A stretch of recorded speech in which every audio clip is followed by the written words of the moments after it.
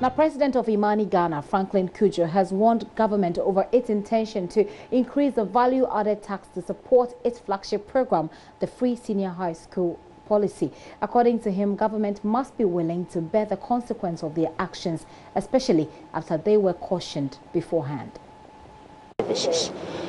I believe the biggest mistake the government will make is to increase even 1% of VAT for free SHS. We should not allow this government to increase any tax in order to support free SHS, because they were warned and advised that there were people who could pay for their own wards, and that the best thing to do was to do means testing and identify those who can pay, so that they'll free resources in order to invest in other areas of education. It is mortifying to see students hanging around like lizards in schools and ants. What you do need, you don't need a 1.2 billion cedi bill for free SHS when you have not planned for it. And nobody asked you to do that because you were given the alternatives. So Imani is against any increases in taxes, especially going to some of the freebies that were promised without any proper means testing. So we don't want that, because it's going to add to the burdens already Ghanaians feel. Vice President of Imani Ghana there, Franklin Kujo, he's also described the results released by the WAEC on this year's WASI as an Armageddon waiting to happen, as he thinks that it will get worse if government does not fix the fundamental challenges bedeviling the education sector. Even as free SHS has not been rolled out, free SHS students, some of them are hanging around like lizards and ants.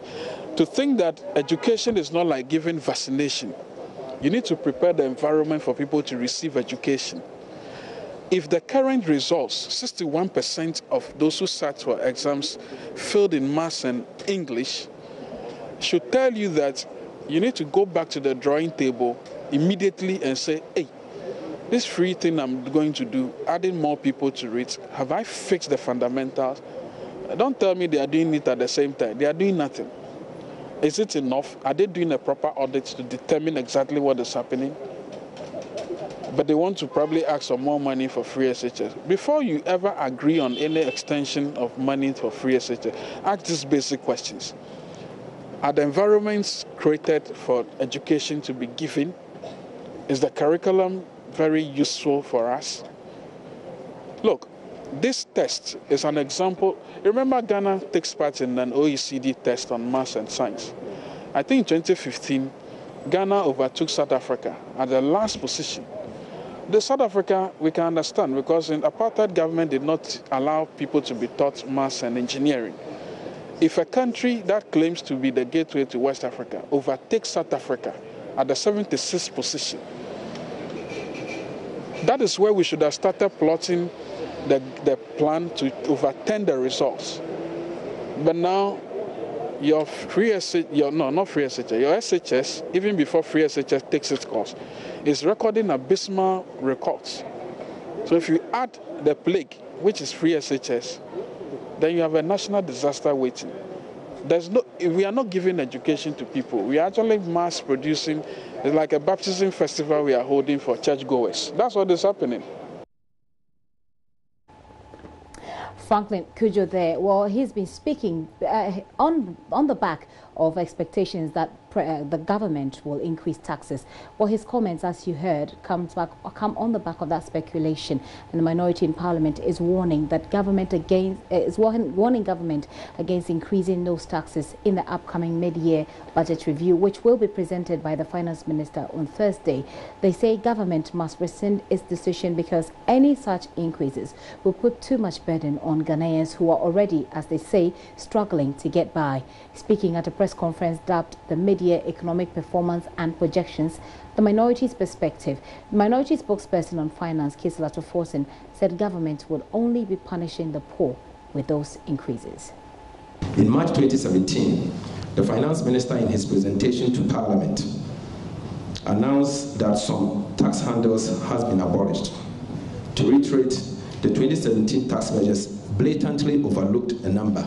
The first one is that the NPP's own extravagant expenditure promises, impact of the proposed tax cut on tax revenues, given the impact of the global economic downturn on sub-Saharan African countries, some of which went into recession between 2014 and 2016, a situation that Ghana indeed avoided.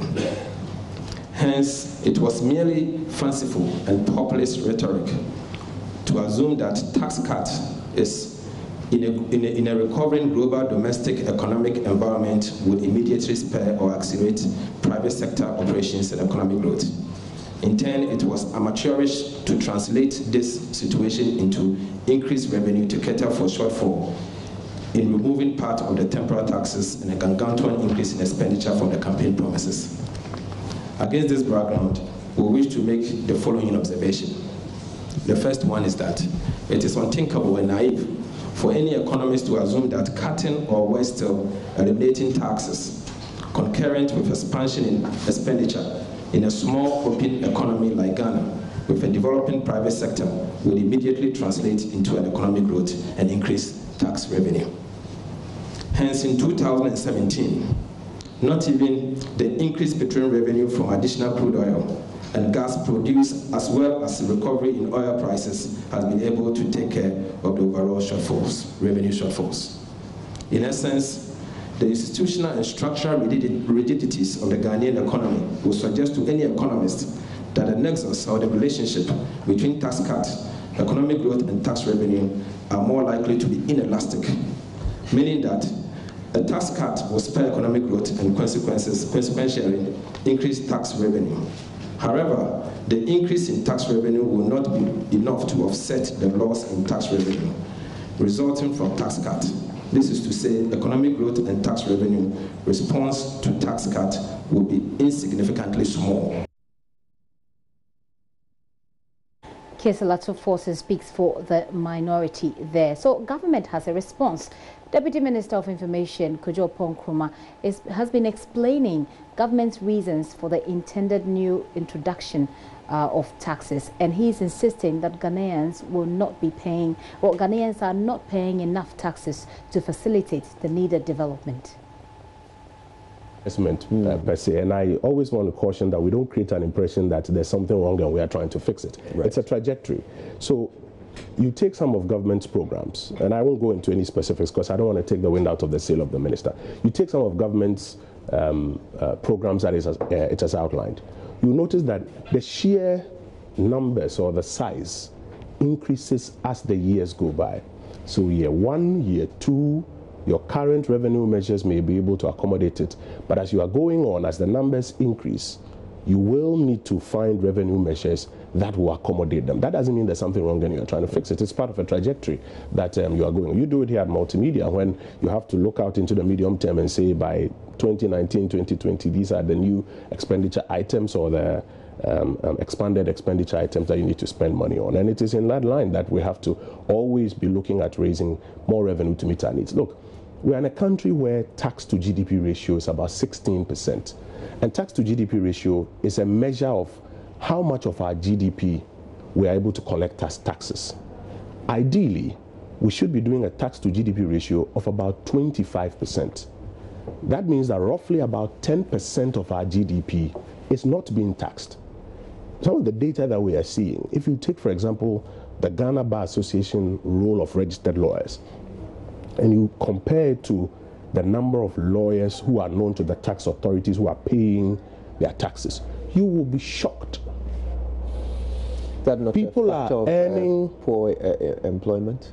Poor employment, as perhaps they are trained lawyers, but they don't get work to do. Oh no, these are functioning lawyers. That's what I'm saying. If you go to the Ghana Bar Association roll of lawyers who are listed and are functioning, and you compare it to the tax base, you'll be shocked. I mean, my colleague Charles Eduboyan was just talking about what's happening in the Ashanti region, for example, where you're having about only 47,000 individual registered taxpayers. And if you compare that to the voter database, again, you'll be shocked. So admittedly, we have a huge gap in this country where people are working and earning an income and are not paying taxes. And as a result, you, Kojo Youngson, have to be taxed some more.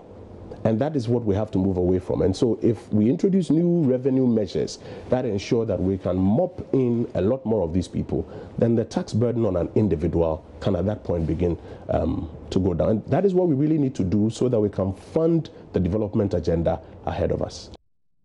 Kojo Nkrumah is the Deputy Minister for Information, explaining away why you and I need to pay a lot more taxes.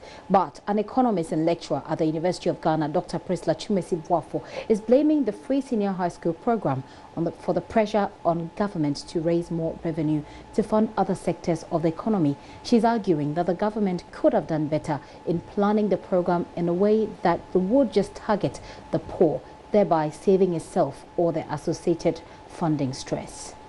Government was a bit overambitious with the free SHS program. Basically, government is overstretched. If you look at it after payment of wages and salary, we are basically financing ourselves to feed and clothe ourselves, basically, nothing in the area of investments. The bottom line is that, yes, the free SHS was a major campaign message which caught up with a lot of people, but a lot of people who are benefiting do not need it. They didn't need it and they don't need it.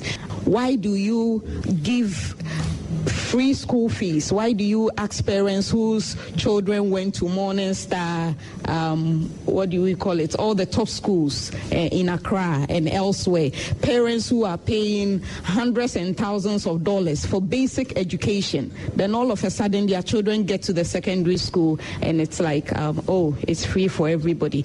We still insist that they could have done proper targeting, make sure that children who are coming from public schools who did not pay school fees at the basic level continue with free SHS, but those who are coming from all the private schools and all could have continued to pay. And I don't think it would have been a challenge. That's some sort of argument that has been advanced some time, but not very well taken. Dr. Priscilla there. Now.